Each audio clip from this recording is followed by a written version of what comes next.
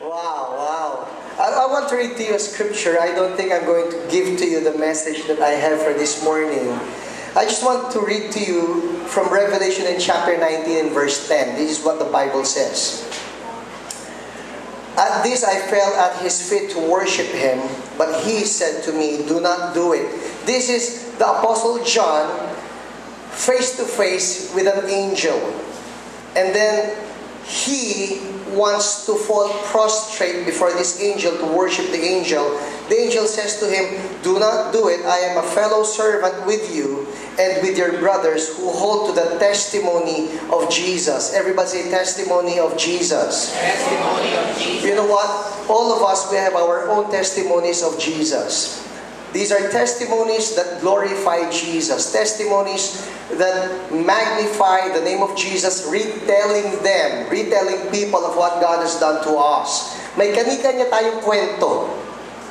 Alam ninyo yon. May kwento kayong anong kabutihan na ginawa si Lord sa inyo.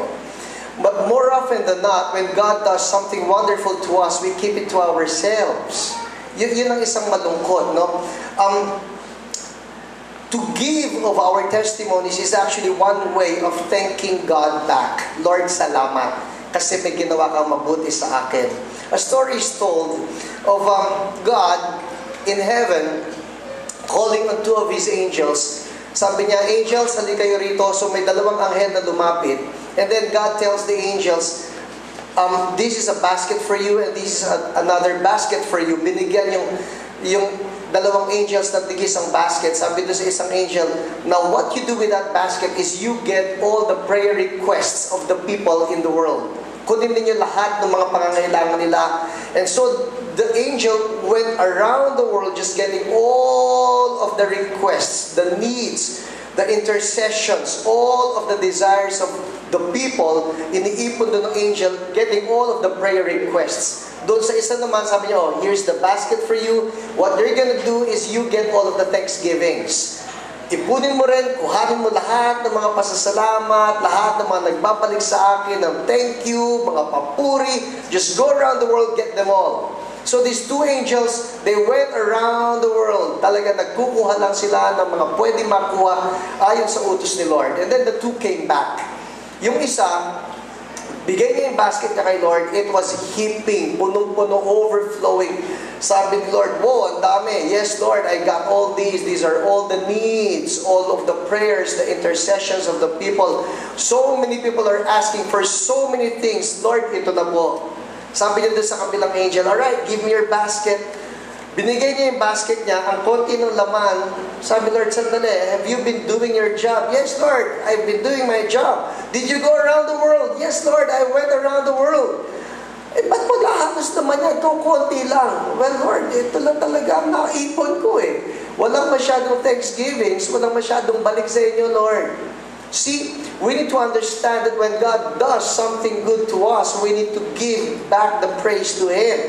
Ang sabi rito is that we have our testimonies of Jesus. You have your testimony of what Jesus has done for you. Amen. And what we need to be doing is whenever God does something good to us, ibalita natin ito sa ibang mga tao. See, we have a very good God. We have a good God who has entrusted the good message be shared to others, and that is through us kung magsasalita tayo. Kung, and that's a big if, kung magsasalita tayo. Ang isang ang inaangkin ko, and I want you to agree with me here, I want you to be one with me here. Ang isang inaangkin ko is that this place will be a cancer-free zone. Cancer-free zone. Cancer-free zone. Napapasok pa lang ang tao diyan, lahat ng mga cancer naglalaglagan. Hindi ako pwede dyan. I want that. I want that. I want this to be a diabetes-free zone, TB-free zone, sickness-free zone. That there shall be perfect health in this place. I want that. I want that the Lord will be so big in this place that there's no space for sickness. Alam niyo, pagka sobrang punong-puno ni Lord, you remember in Isaiah chapter 6, it says there that the train of His robe filled the temple. See, God entered into the temple area and then the train of His robe. Can you just imagine that? Alam niyo yung train of His robe? Parang yung mga bride, di ba ang hahaba ng mga trahe, tama ba yun? Yung trahe de boda, no? Parang keso de bola. Yung trahe de boda, the train of His robe filled the temple. It's much the same way. When God enters this place and the glory of God is so thick, the train of His robe fills the temple. When the train of His robe fills the temple, there shall be no space left for sickness. I want more of the glory of God in this place. So, for today, this is how we will conclude. I just want you to receive an anointing right now. Be it for healing, be it for instant weight loss, be it for... Bakit hindi ko pa nakikita ito sa Timog? I've seen this in Davao. No less than 100 got instant height increase. I'm not kidding. I have the video to prove it. Pastor Jerome, you have the video for that? People receiving at the maximum, sa mga patuto kong narinig, maximum was 3 inches. Instant, 3 inches. 3 inches. The pastor of Davao wrote me, and she said, Pastor, up to now, we are still receiving reports of what has been going on after you left. Umalis na ako, tuloy-tuloy pa rin si Lord. You know why? Because the Lord is there. I was just talking, sabi ng pastor sa akin, I was talking to my 12, because they're into G12. I was talking to one of my 12. And she kept on pulling her skirt ng pababa dahil umangat yung kanyang skirt. Bakit umangat? Dahil tumangkat siya.